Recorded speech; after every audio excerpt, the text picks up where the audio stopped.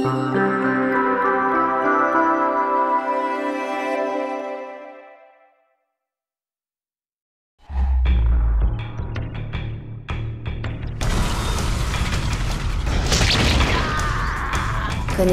activée.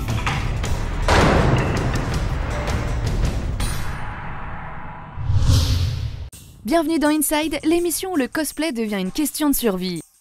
Quand Sarah et ses amies partent toutes joyeuses dans leurs costumes en direction de leur convention, elles ne pensaient pas que leur destin allait basculer.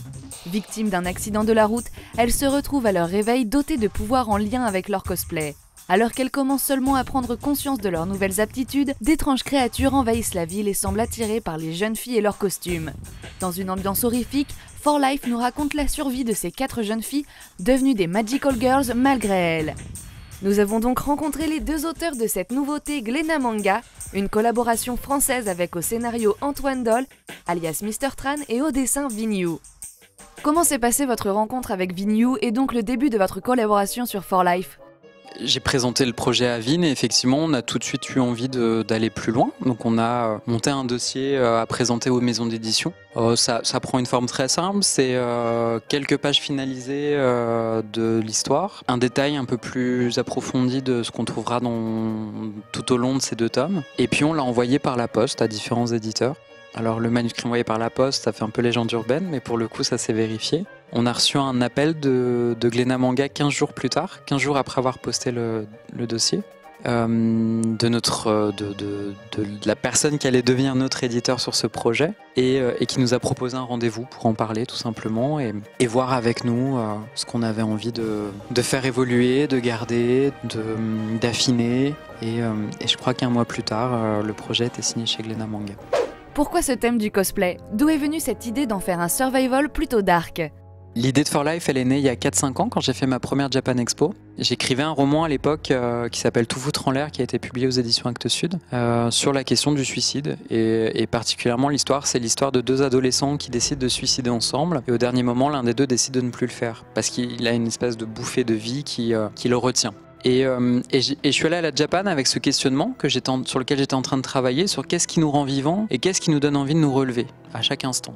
Et puis donc j'étais dans les allées de la Japan et c'est là que j'ai découvert le monde des cosplayers que j'ai trouvé fascinant, qui m'a beaucoup touché. De voir l'investissement que les fans de cosplay peuvent mettre dans leur activité, l'investissement de temps, d'énergie, d'argent, les mois que ça prend pour faire un costume qu'on va choisir d'incarner pleinement, qui va nous donner à la fois de l'inspiration, du courage, de l'énergie, la force d'affronter les rires dans le métro pour venir jusqu'à la Japan Expo et j'ai été ému par cette sensation de voir des gens vivre plus fort à travers des personnages qu'ils incarnaient.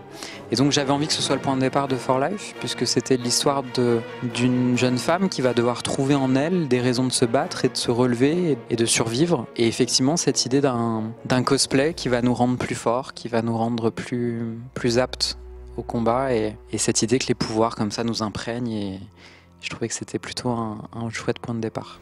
Comment s'est passée la création des personnages ? Il faut dire que l'ambiance est plutôt sombre, loin de ce que l'on peut attendre de l'univers du cosplay ou des Magical Girls. Oui, c'est naturellement parce que l'histoire d'Antoine, justement, c'était pas une histoire de Magical Girl, mais plus une histoire très sombre, plus de survie, justement. Je l'ai vécu comme une sorte de survival horror, une sorte de zombie, des Zombieland. Et je l'ai dessiné ainsi, une sorte de course-poursuite contre la mort. En fait, le truc, c'est qu'il n'y a jamais eu d'ambiguïté entre moi et Vin sur la nature du projet. C'est-à-dire qu'on l'a orienté sur le seinen tout de suite. Et c'est vrai que c'est aussi ce qui est décisif quand on veut lancer un projet, c'est d'avoir une vision commune de la lancée qu'on lui donne. Alors, le lecteur peut être un peu dérouté parce qu'effectivement, il rentre dans une histoire qui est un petit peu lollipop, mignonne. Et d'un coup, les choses s'orientent différemment, mais nous on a une vision claire, on sait ce qu'il y a dans les 2 tomes, on sait où on emmène nos personnages, on sait que le pire est à venir encore après ce tome 1 et effectivement pour nous ça donne une couleur très claire au projet. Une ambiance vraiment très sombre et qui se voit dans les contrastes et le dessin efficace de 4Life. C'est vrai que je pense que j'aime beaucoup dessiner le contraste en fait entre le noir et le blanc. D'habitude j'évite d'utiliser des trames pour habiller parce que le contraste noir et blanc est beaucoup plus percutant. Plus intéressant pour moi. Ce que je préfère en fait c'est la narration. Il n'y a pas vraiment de questions entre le dessin. En fait j'aime pas trop dessiner. Je suis désolé de le dire. Et je n'aime pas être scénariste non plus. Mais j'aime bien la narration, le storyboard, comment raconter l'histoire, que ce soit que le lecteur puisse lire facilement, puisse être emporté par l'histoire. C'est comme un chanteur en fait, même s'il chante une chanson un peu nulle, s'il sait la chanter, on aime. Mangaka est donc un bon compromis entre les deux. Mais revenons sur 4Life et plus particulièrement sur le personnage de Sarah qui semble être au cœur de l'histoire. C'est l'héroïne de l'histoire et c'est vrai que pour nous c'était important que l'intrigue émotionnelle elle tourne autour de Sarah. Alors là on est sur un tome 1 mais le tome 2 va vraiment être ramené sur Sarah et c'est vrai que les images elles sont importantes. Au début du manga il y a une scène où on voit Sarah qui est nue sous la douche. C'est la seule fois qu'on voit une héroïne nue dans le manga parce qu'en fait pour nous c'était aussi une façon de montrer, et je crois pour Vin une façon de montrer sa fragilité, sa vulnérabilité. C'est vraiment ce qui caractérise le personnage de Sarah, c'est la manière dont elle va se dévoiler tout au long de ce manga et se montrer telle qu'elle est dans sa plus sincère expression et donc c'est un personnage qui sur cette trajectoire-là était vraiment intéressante à travailler. Moi, c'est ce qui m'intéresse de toute façon comme matière, c'est de partir des codes qu'on connaît et de les twister suffisamment pour ramener les gens vers autre chose. Je trouvais que c'était intéressant de partir d'un postulat qui est une histoire plutôt classique de jeune fille avec des super pouvoirs, comme on en voit plein dans les animés, et de twister cette base-là pour ramener les lecteurs vers quelque chose de peut-être plus exigeant, de peut-être plus littéraire aussi. Je le disais tout à l'heure, mais pour moi c'est vraiment presque un roman en fait, ce sujet de fond qui traîne dans tout le roman sur la question de la survie et cette idée de vivre plus fort. Oui, je trouvais que ça se prêtait bien à ce côté à la fois ludique des Magical Girls et tout ce qu'on peut faire ressortir de sincère et de vrai de ce postulat-là. Et maintenant, place au test inside super pouvoir. Ça m'a donné envie de me déguiser tout cela. Dans 4Life, les costumes confèrent des pouvoirs particuliers.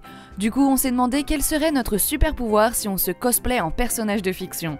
Et pour commencer, prenons Tortue Géniale. Si Tortue Géniale avait un pouvoir, ce serait de se reproduire avec lui-même. Tu sais, genre il se fait l'amour tout seul. Maintenant, mais comme ça, il arrêterait d'embêter tout le monde. Et si nous vous proposions les Teletubbies ? Alors si les Teletubbies devaient avoir un pouvoir, ce serait de changer les couleurs entre eux, juste pour faire chier les gens. Passons maintenant à Harale. Donc si Harale devait avoir un super pouvoir, je pense qu'elle ferait caca des guimauves. Tu vois, les petits cacas roses, voilà, ça résoudrait le problème de la faim dans le monde notamment, on ne manquerait jamais de guimauves. Ce serait plutôt pas mal. Et avec Père Castor et ses histoires ? Alors si Père Castor devait avoir un pouvoir, je pense qu'il voudrait que les livres qu'il lit aux enfants puissent les emmener ailleurs. Parce qu'il en a marre de raconter aux histoires des enfants. Ça fait déjà le 100e épisode, mon petit. Et enfin, le plus connu des joueurs de foot, Captain Tsubasa. Il a déjà un super pouvoir parce qu'il court quand même sur des terrains qui font 250 km de long. Donc j'ai envie de te dire que Captain Tsubasa a déjà un super pouvoir qui est d'allonger à volonté les terrains de foot. Voilà, c'est plutôt pas mal. C'est pas faux. Eh bien, on voit que vous ne manquez pas d'imagination. Sur ce, on vous laisse, on va enfiler nos costumes et voir si des super pouvoirs vont apparaître. Mais sans la fin du monde si possible. On vous dit donc à une prochaine dans Inside.